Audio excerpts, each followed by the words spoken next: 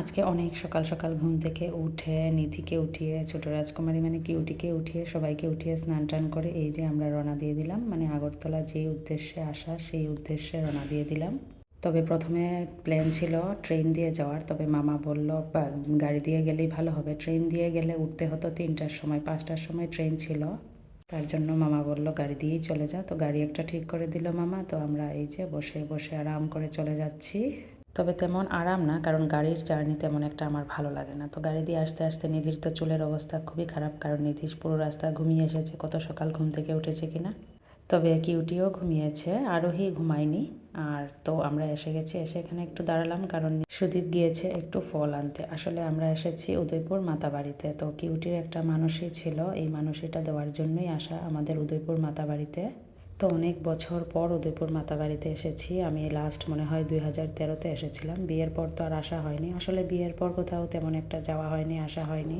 অনেক বছর পর ওই দিন গিয়েছিলাম ঊনকোটিতে, তো আজকে আসলাম মাতাবাড়িতে। যাই হোক, অনেক দিনের একটা স্বপ্ন পূরণ হলো কিউটির মানুষই দিতে। যাই হোক, তখন তো আসা হলো। তো এসে আমাদের যা যা লাগবে সব প্যারা ফুল টুল সব, ফুল তো বাড়ি থেকেই মামি দিয়ে দিয়েছিল, শাড়ি টাড়ি কেনা হয়ে গেছিলো, এখানে যা যা লাগবে সব নিয়ে এসে গেছে। তো আমরা তো সকাল সকাল এসেছি, তার জন্য বেশি একটা লাইনও ধরতে হয়নি।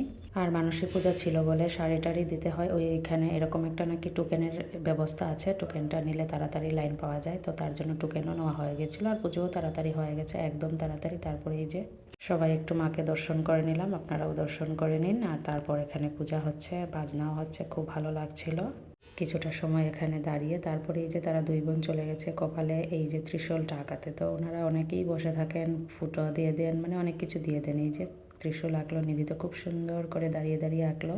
আরোহীও এঁকে নিয়েছে, আর কিউটিও এঁকেছে একটু পরে। তারপর এখানে একটা মহাদেবের মন্দির আছে, তো এখানে এসে গেলাম একটু দর্শন নিতে। তো এখানে দেখি অনেক ভিড়, তো এই যে এসে দর্শন করে নিলাম। সবাই একটু দর্শন করে নিন, হার হার মহাদেব। তো যাই হোক, পূজা টুজা শেষ করে এখন একটু বসলাম, অনেকটা ক্লান্ত হয়ে গেছি, কারণ সকাল সকাল ঘুম থেকে উঠে অনেক তাড়াতাড়ি করে তারপর জার্নি করে আসাটা অনেকটা ক্লান্ত হয়ে গেছে সবাই। তো একটু বসে রেস্ট করলাম, তারপরে চলে আসলাম, একটু মাতাবাড়িটা ঘুরে নিলাম, তারপর একটু ফটোশ্যুট করলাম। দেখুন বাচ্চা পার্টিও ফটোশ্যুট করে নিচ্ছে।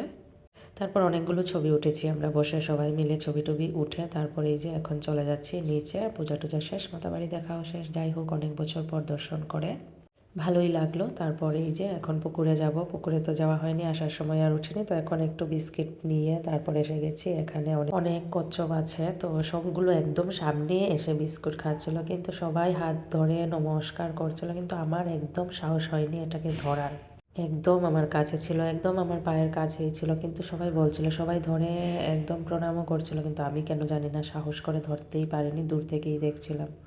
যাই হোক, সবাই আশীর্বাদ নিল। তারপরে তারপরে এই যে দোকানটাতে আসলাম, আবার তারা একটু চা দিল, কি লেমন টি। তো ভাইয়া তেমন একটা ভালো লাগেনি, তবে নিধির বাবার নাকি অনেক ভালো লেগেছে চাটা, পাপি আরও নাকি ভালো লেগেছে। তো তারা তো খেলো। তারপরে এসে গেলাম আমরা দই ফুচকা খেতে, কিন্তু এই দই ফুচকা যে এত বাজে হবে তা আমরা ভাবতে পারিনি। ফুচকাগুলো ছিল আগের দিনের না কতদিন আগের জানি না। তো বানিয়ে দেওয়ার পর আমরা খেয়ে বুঝলাম, তারপর তো ওনাকে আবার কিছু কথা শোনানো হলো, তো আগের দিনের ফুচকা দিয়েছেন কেন। তো উনি আবার স্বীকার করেছেন যে এগুলো আগের দিনের ফুচকা।